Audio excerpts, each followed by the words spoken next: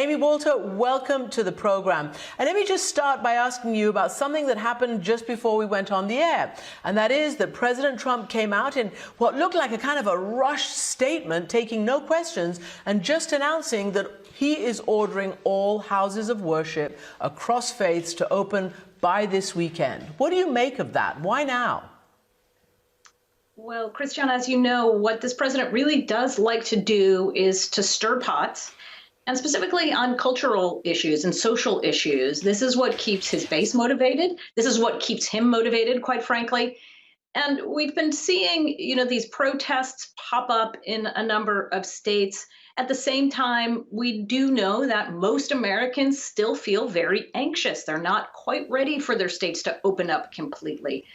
But the president also knows that he wants to make the election not so much a referendum on how he's handling this crisis, but a referendum on the cultural issues surrounding the way we react to a crisis like this. So pitting essentially people who want to go to church versus, I heard him say, if we can have marijuana shops open and liquor stores open, well, certainly we could have churches open. Ignoring, of course, the fact that the whole situation, whether you're opening a grocery store or a liquor store, whatever, does require social distancing, and there are still rules around it. But alas. Okay. So, Amy, I'm going to play a little bit of what he said, and we'll just talk about it just after it. Let's listen. Today, I'm identifying houses of worship, churches, synagogue,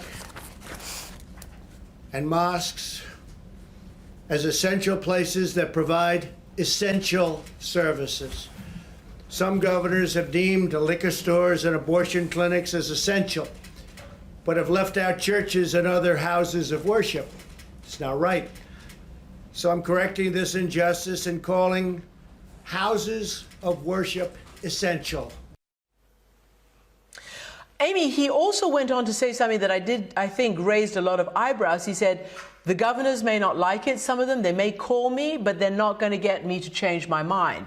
Essentially, he's saying what I say goes on this. What is the constitutional prerogative on this? Do the governors have the say in their states, or is it a presidential executive order? It's absolutely the governors who have the say-so here. And Christian, I've been talking to a bunch of mayors and other local officials around the country, and I've been speaking to church officials as well. And one I spoke with who really is desperate to open his church is also very concerned about making sure that he's able to do it in a way that keeps his congregation safe. So even if the governors of these states said today, you can absolutely open, many of the people who are in charge of making those decisions, who run these houses of worship, are saying they're still very nervous about being able to do this in a safe way. But no, the President of the United States does not deem one state's can do one thing over what the health officials and that governor say. So let's move on then to how this might play into the election campaign. I wonder, obviously President Trump has the bully pulpit, as they call it. He has absolute control of the airwaves. He is dominant in the public space. Joe Biden, as everybody says, is in his basement. It's a really bad look and it's a bad statement. Nonetheless, it looks like the average of polls show that Biden still has a fairly decent lead. Can you break down where we are in terms of polling right now between these two candidates? That's right. If you look at the average of polling now, Joe Biden is ahead somewhere by about 5 points nationally. Remember, Hillary Clinton won the national popular vote by about 2 points. So it's twice as big as the lead that Hillary Clinton had on Election Day. He's leading by a very narrow margin in many of these battleground states, or the two candidates are essentially within the margin of error. And the map itself is it's a little tilted toward Biden right now. There are more states that we consider that are safely Democratic than are safely Republican. And when it comes to the most important states, those battleground states, those ones that we know are going to be very, very close, in order to win the Electoral College, Joe Biden's going to need to win a little bit less than 40% of those states. But the burden really is on Donald Trump. He needs to win more than 2/3 of those states. So he can't afford to lose places like Florida or North Carolina or Pennsylvania, or Wisconsin, actually, I would put in that category. So let me ask you, because everybody assumed, and the president himself declared, that he would be running on his record, and that would be the economic record mostly, and the economy was going gangbusters before this. Now you have tens of millions of Americans unemployed. You have a really deep recession, as they've said, to depression-era levels predicted. What do you think he will run on? Some of the Republican analysts have said he might be able to revive, or the economy might bounce back. But otherwise, it might be running against Obama, as weird as that sounds, or running against China, which you can see the outlines of that happening. What do you think? Well, Christiana, even when the economy was going gangbusters, the president wasn't always talking about the economy. He was still talking about immigration and the border wall and caravans and sanctuary cities and a whole bunch of other things that really weren't about the good economy. And a good economy wasn't necessarily benefiting him.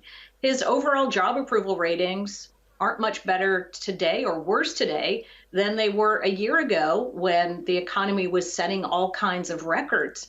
So the reality is that the economy in and of itself was never, I don't think, enough alone to elect Donald Trump. And it is not necessarily the issue that is going to sink Donald Trump either. The biggest challenge that the president has and has always had is being disciplined enough to get that message through. If you remember the 2018 elections, Republicans who were on the ballot that year, senators, members of Congress, they were desperate for the president to talk about the economy, to talk up the economy and make the race a referendum on the economy. That wasn't necessarily what the president wanted to do. The culture war piece, the immigration piece, attacking Democrats was much more interesting. And it's the stuff he took to rallies and on his Twitter feed. And it was Democrats who were very organized and disciplined and made the race not just a referendum on Donald Trump, but on health care. So I kind of expect to see this going forward. The president is going to try at some point to talk about he's the one who can bring the economy back. He has the know-how. And in fact, polls do show that he still is seen positively on his handling of the economy. But voters have to make a choice here. And time again, what they seem to be saying is, despite the fact that they thought the economy was good, they weren't giving their vote to Donald Trump. Not all of them were giving their vote to Donald Trump. And when the economy is bad, they may not blame Donald Trump for the crash of the economy, but they're not necessarily looking to give him credit if the economy comes back. It's really much more a referendum on who he is than what he's doing. And just, I mentioned Obama because, as you know, the whole Obamagate, President Trump was talking a lot about Obama over the last few days and weeks, and some people thought that was going to be his election strategy. But in terms of, crossover votes, we heard a lot about Obama-Trump voters in 2016. Is there a chance we'll see, Trump-Biden voters in 2020? Absolutely. That is exactly what the Biden campaign is hoping, is that, look, Joe Biden doesn't need to win back all of those voters. Where Democrats have had success since Obama left office is with a new group of voters, these usually suburban, affluent white voters who had been voting for Republicans like John McCain and Mitt Romney, but who voted for Hillary Clinton, who voted for a Democrat for Congress in 2018, who say that they're voting for Joe Biden this year. So what Joe Biden needs to do is not necessarily win them all back, but he needs to get some of that margin back. And in a state like Pennsylvania, that means just, instead of getting blown out as Hillary Clinton did in some of these smaller counties, where she took 25 or 35% of the vote, he just takes 30 or 40%. You put enough of those small gains together, they add up pretty quickly. And, Jared Kushner, the president's son-in-law and chief advisor, raised a lot of sort of hackles and a lot of attention when he suggested, he didn't say no to potentially the election not happening. He said that's the plan. It should happen on schedule, but I can't tell you right now. Is that even in the atmosphere, in the water anyway? Is anybody seriously thinking that this election might not happen on time? No, it's in the Constitution, and a president or the president's son-in-law cannot declare it, not happening. But here's the something that is really important to understand about this election. Right now, a lot of people still don't feel safe, or they tell pollsters they don't feel safe with the idea of actually going to a polling place. And that is a very big deal as we start thinking about it's only 6 months from now, voters actually voting. Now, most of the states that are battleground states, those states that are going to determine who the president is, already have vote by mail systems. So it's already legal to vote by mail. But a lot of those states, especially in the Midwest, don't have robust systems. In other words, very few people have been voting by mail. And now they're going to have to be able to turn around a vote by mail program in a pretty short amount of time. That takes a lot of money. It takes infrastructure, for some, especially some of these smaller counties, they're not going to have the technology. They're not going to have the workers needed to do this. So this sort of sets up for what I think is going to be the bigger challenge in 2020, which is making sure that voters who want to cast their ballots are able to do that, that those votes are able to be counted, that people feel confident that their ballot's going to make it from their home to the mailbox and to the voting place. Yeah. Well, Trump himself, the president, discussed this in Michigan yesterday. Here's what he said about it. We're not going to go to voting by mail. Voting by mail is wrought with fraud and abuse, and people don't get their ballots that happen to be in a certain district, whether it's Republican or Democrat. Thousands of ballots are sent out, but they don't happen to get them. So people are calling, where's my ballot? They call it a panic. Where is it? Where is it? The election's coming. So, Amy, clearly, trying to sort of sow distrust into the mail ballot, but is there any evidence that would make what the president says true? Any evidence of, gross fraud when it comes to mail ballots? There's really not, Christian, and people also really like the idea of being able to vote by mail. Now, we saw a little bit of a mess in Wisconsin in April, but that was because this happened very quickly, trying to put together a vote by mail system almost overnight. And so there were definitely some problems, but it was not about fraud. So let's just turn to the opposition. Let's talk about Biden. Again, he's got this view that he's not really out there right now, and the president's taking advantage of it, calling him sleepy, all of that stuff.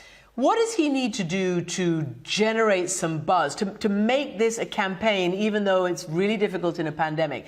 And what do you make of this kind of incipient draft Cuomo sort of movement, given the fact that a poll shows he's the single most popular politician in the U.S. right now? Would he be a choice as a vice president? Does it make a difference? Could Biden step back from his public, pledge, I guess, to have a woman vice president? Let's take the first one, which is, does he need to get out of his basement? I mean, obviously, no candidate wants to be trapped in their house for an entire campaign. But there is the saying in politics, as in life, which is, if it ain't broke, don't fix it. Joe Biden is ahead in the polls while he's in the basement. And I think a big part of that reason is that the focus is really on Donald Trump. And that's the best place for Joe Biden to have this campaign, for it to be a referendum on Donald Trump. Donald Trump wants to make it a choice, and increasingly wants to make it a choice between Joe Biden, as you said, that he wants to characterize as sleepy or in some cases senile. So I don't think this has really hurt Joe Biden. I do think that getting a woman on the ticket is going to be very important for him, in large part because it will show whether he follows through on promises that he's made and whether people can trust the things that he has said, but also because women really are the backbone of the Democratic Party, and they were really the reason why Democrats did so well in the 2018 midterm elections. Amy Walter, national editor of the Cook Political Report, thank you so much for joining me.